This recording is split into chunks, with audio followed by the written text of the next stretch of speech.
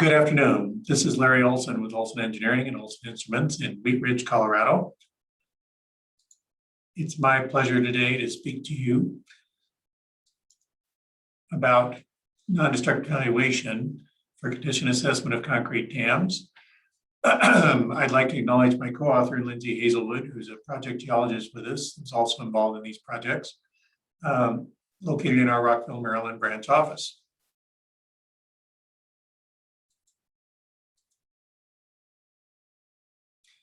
So we're going to talk today about case histories involving impact echo for cracking, thickness, and integrity of concrete. Spectral analysis surface wave for looking at freeze-thaw and alkali-silica reaction cracking and depth of cracking damage. Sonic pulse velocity tomography for imaging internal conditions of dams. Slab impulse response and ground penetrating radar to look at subgrade support evaluation of spillways and conduits. And radar will also be shown to be used for mapping out steel reinforcement depth of cover. So one reference for NDT methods for estimating in-place concrete strength is a committee I'm on, ACI 228.1R-19 document. And ultrasonic pulse velocity, which I'll be talking about. Sonic pulse velocity relates to strength, as velocity of the fourth power is proportional to strength. You need to correlate with cores to be precise on this per the ACI guidelines. This document is a second committee document that is ACI 228.2R, and it has to do with non-destructive test methods for evaluation of concrete and structures. And today we'll be speaking about stress waves for structures, sonic pulse velocity in particular, impact echo, surface waves, ultrasonic and velocity tomography analyses, and ground penetrating radar. So back to freshman physics, when you impact the concrete, you generate primary compressional waves. They're the fastest, secondary shear waves, and Rayleigh or surface waves. And 7% of the energy is in compressional waves. We use that in impact echo and sonic pulse velocity. And Rayleigh waves are used in the spectral analysis surface wave testing, has 2/3 of the energy, strongest. And the speeds are proportional, velocity constants. The shear wave is 62% of the velocity of the compressional wave, and the Rayleigh wave is 56%. It has a retrograde elliptical motion. We measure the vertical component. P wave is a push-pull compressional motion, and we measure that directly.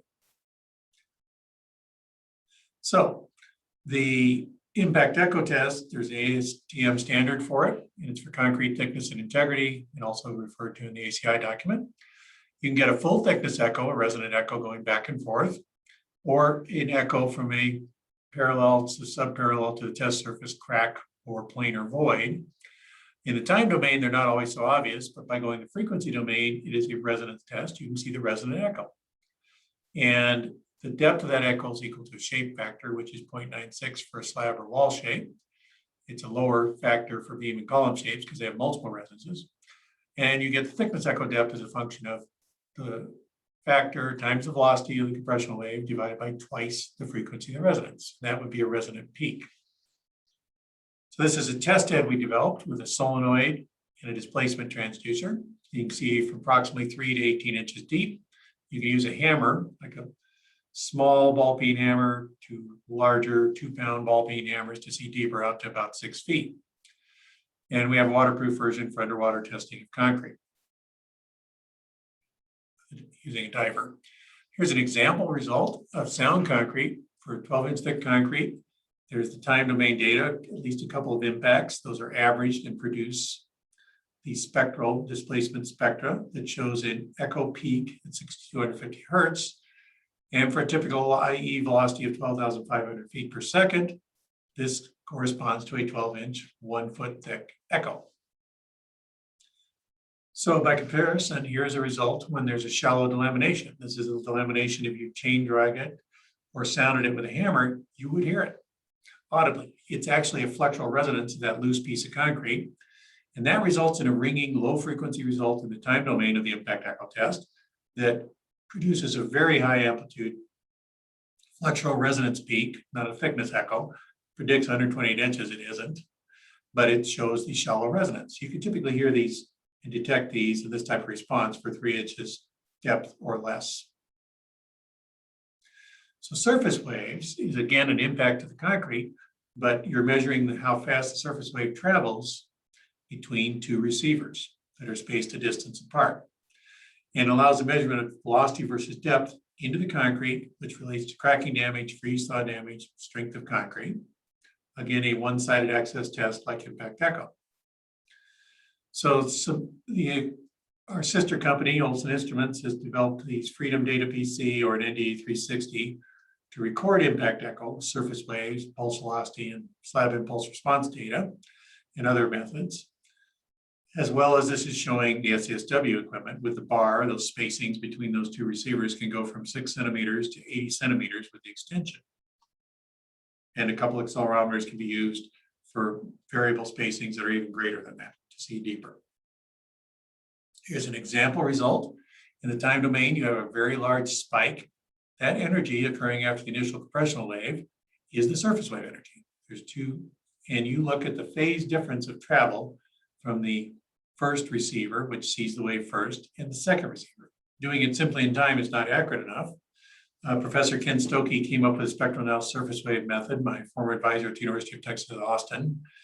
And it's now been used for seismic velocity profiling on the earth, soil and rock, on pavements. One of his early students, Soil Lazarian, did a lot on pavements, as well as on structures. So this shows what you get with the FFT calculations. The signal coherence near 1 is good up to almost the range of measurement of 13,000 hertz. And the ramp phase plot is really corresponds to going to minus 180 degree lag to another minus 180 degrees. This is 2628 hertz. That is a one wavelength between the two receivers, which is 2.62 feet.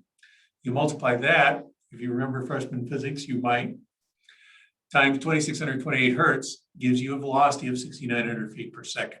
So you get a range of velocities with this curve. This is very uniform concrete, almost the same. But as you'll see, it's not always that way. So this is the plotting that result from the phase curve. You have a velocity of 6,900 feet per second for wavelengths of 0.8 to 5 feet. When it's that uniform, that wavelength is basically depth into the concrete. So here we are testing an older concrete dam that has had varying water levels throughout the years, and much of the time the upper portion of the dam was exposed to freeze-thaw damage in a more northern state. So there were concerns about the extent of the freeze-thaw cracking damage. So this is showing doing surface waves on a rainy day. It's kind of blurry picture, but that is the bar and impacting on one end with a hammer. There's the big spikes, the windowed surface wave energy, so we're focused on that. Reasonable coherence.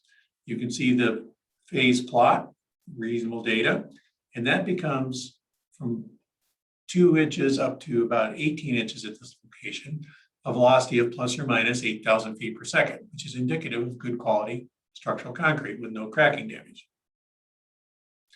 So this compares on the left a sound concrete SASW result versus a more freeze-thaw cracked result on the right. So this velocity is 8,000 feet per second up to about 25 inches. This starts off fairly fast at 5,500 feet per second. There was a shotcrete repair at 4 inches, but then it goes much slower. It gets into the deeper freeze-thaw cracked interior concrete behind the shotcrete repair. So that drops down to 3,700 feet per second. So comparing both impact echo and surface wave tests, which were done on a nominal grid of 5 foot vertically in exposed portions on the upstream face, it was a low water level at the time we did this field work in the winter. And you can see about every 100 feet along the length of this particular area we were testing. Well, the good results for impact echo on the left and surface waves on the right are green. The orange indicates questionable, more minor cracking results in both methods, and the red indicates poor quality, severe freeze-thaw cracking damage in the relatively near surface within the first few feet of the dam's upstream face. So this just shows above 85 feet is where most of the problems are. And that was more exposed over time to air, lower pool levels, a lot more freeze-thaw damage in the winter after it had been drawn down in the summer. So sonic, to look deeper, we did sonic pulse velocity for cross-dam tomography. So now you're measuring the compressional wave of sonic velocity through the dam on a mesh of paths. And you get 2D and even 3D images if you do a lot of testing with angle tests, but you get the velocity profile in this 2D cross-section typically. So it's related to strength and condition. Low or slower velocity zones, areas of weak, cracked, or degraded concrete. And it's easiest done on dams with a full pool to allow hydrophones to be used in the upstream face, but you can do it above water as well with accelerometer receivers that could be grease mounted on the dam face. Impacts can be applied from climbers, literally with an instrumented hammer or remote operated solenoid impactors. They're also instrumented.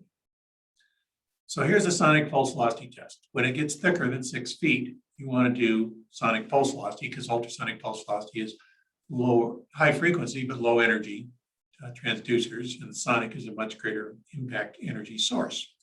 So here's a 0.2 pound instrumented hammer shown. We typically use a 3 pound hammer on a dam, but it measures the impact force. Then you look at how long it takes for the wave to get to typically an accelerometer receiver or hydrophone receiver underwater at the other side. So general guidelines, faster is better in velocity, as in a lot of things, but above 15,000 feet per second is excellent quality, high strength concrete. Good quality, 12 to 15,000, questionable, 10 to 12, poor, 7 to 10,000, and very poor quality, questionable to poor are often damaged, cracking damage, void, honeycomb, other problems that result in slower velocity. This has been a reference document since 1949, so ultrasonic testing has been around for a while of concrete. So you take the sonic pulse velocity data or ultrasonic as shown here, you do angle testing to get a data set with crossing ray paths that go through various pixels on your spacing to best match the velocity of these pixels in a simple sense to the observed travel times. And there's algebraic reconstruction technique is one method that can be used to analyze this data and determine what velocity is there. It's a lot like a CAT scan in medicine, except instead of amplitude of radiation, we are doing speed of sound tomography. And you let the straight ray paths or simple straight ray assumptions, bending rays let the data, the waves, curve to find the fastest path in your analyses. So that's typically do both analyses in the actual sonic pulse velocity data, which is basically travel time versus distance in geometry. So on a dam, and they're often full pools, and we can use hydrophone receivers in a string, can be held in place with a tube if needed, if there's a lot of current, but normally not. And then you have these spaced 3 feet apart. You hit 3 feet apart at various locations to match this grid. Only a couple are shown. All these crossing ray paths allow for good resolution of where it's slow and fast concrete and internal defects like cracking, debonded joints, things like that we've seen in our data. So this shows one way when it's really good quality, undamaged concrete. It's out there that we can use a remotely operated solenoid impactor that we just impact with an instrumented impactor again, kind of like the 0.2 pound hammer, and get the waves to travel through sound concrete. Well, that's fine, except most of the time you have more rough surfaces, degradation of the concrete dam surface due to exposure over time, freeze-thaw damage, other things like that. And you'll use a climber with a 3 pound impulse hammer. That puts in a good amount of energy that'll penetrate through quite thick dams. So this shows an example result where there was no water behind the dam in the project we've been talking about at the level of interest in the freeze-thaw zone of concern. And so what you see are 3 accelerometer receiver results of time versus voltage, and the arrival times are listed. This is the timing from the impulse hammer pulse, time 0. So by knowing these times in the geometry of testing, these are at 5, 6, and 7 feet, we put that data set in for the tomographic analyses. So here's the test grid that was used with the source applied in this case on the upstream face above water, and the receivers were put on the downstream face to develop this data set. The data is the most accurate where you have the most crossing paths. So it's getting a good result in the interior. Top and bottom results are simply averages because there are no crossing paths. So as you look at this, and it's trimmed a bit here on the right, the velocity scale is in thousands of feet per second, going from 4 to 16,000. Very fast concrete. You'll see from about 87 to 89 feet, the height and above is much slower velocity concrete, 4 to 10,000 feet per second. This is a zone of freeze-thaw cracking damage. You see some particularly slow areas on the upstream face here. And below that, pretty good quality concrete. And this area was more subject to varying water levels, being down in the wintertime, more freeze-thaw damage, with little damage, of course, underwater. So some of the advantages are you can image the internal flaws with a 2D and even 3D fashion if you have angled tests between test lines. A picture is worth 1,000 words. You can show images of internal void, cracking, slow and weak areas, honeycomb, other defects. You do have to have access to test both downstream and upstream dam faces above and below water, and you're very likely to require climbers on most dams. So shifting gears to the last case history. This is non-destructive evaluation methods for spillway slab subgrade support evaluation. We're looking at ground penetrating radar, which is shown on the right, which is a 400 megahertz antenna with a distance wheel, and slab impulse response, which is shown below that with a 3-pound impulse hammer again, and a Wilcoxon velocity transducer for sloping surfaces. You can use a geophone on a flat spillway slab, but generally we use a velocity transducer because they often slope. These are complementary methods for looking at determining where areas of poor subgrade support or voids exist below spillway slabs and around dam conduits. So you impact it, you record the response if it's flat with the geophone or the velocity transducer. If it's a sloping surface greater than 10 degrees, a void below the slab will be much more flexible, less damped. That shows up in the testing. There is an ASTM standard for this, and it's for both structural slabs and slabs on grade. So here's the equipment. The impulse response is very sensitive to thin voids, less than a 1/16 of an inch thick, because it's just no stiffness once there's a void. Much lower in much greater flexibility, much lower stiffness, much higher mobility.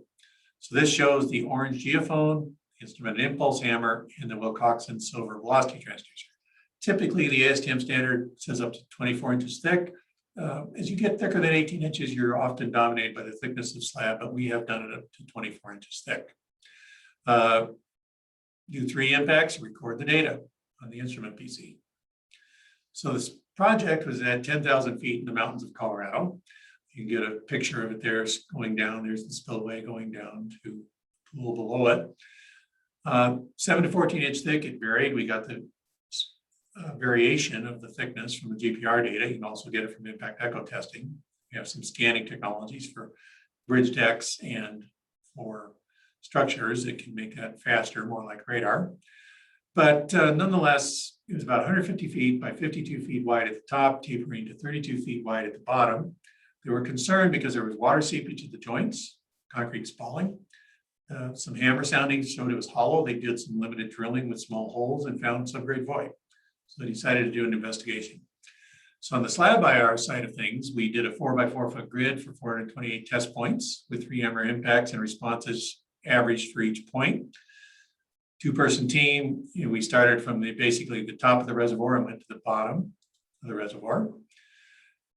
The slab IR data in the time domain was shown here, the hammer force in pounds force to 5,000 pounds force, receiver velocity in inches per second. This is not damped. That's a rigging signal indicative of void support conditions, even in the time domain. But the data is processed into the frequency domain. And this is mobility, which is velocity response of the geophone or velocity transducer divided by the force of the impact. And so you get a very smooth mobility plot in a good subgrade support condition, high coherence near 1, low smooth mobility. Comparatively, the poor subgrade support condition had much higher levels of mobility, much more vibration amplitude per unit force, and very regular, not damped. And it was also showed it was much more flexible, less stiff comparatively. So you have to be carefully account for variations in slab thickness. Local reinforcement is not a real concern normally, but joints and seams can have a different response also if they're not doweled across it. So ground penetrating radar was the other method we used on this project, and it's a radio wave reflection. So concrete to steel has a very strong reflection. High contrast concrete to air has a pretty strong reflection, but concrete to soil is a weaker reflection. So we're looking at the amplitude of reflected waves to detect voids that typically have to be a 1/4 inch to 1/2 inch or more in thickness to be detected with radar.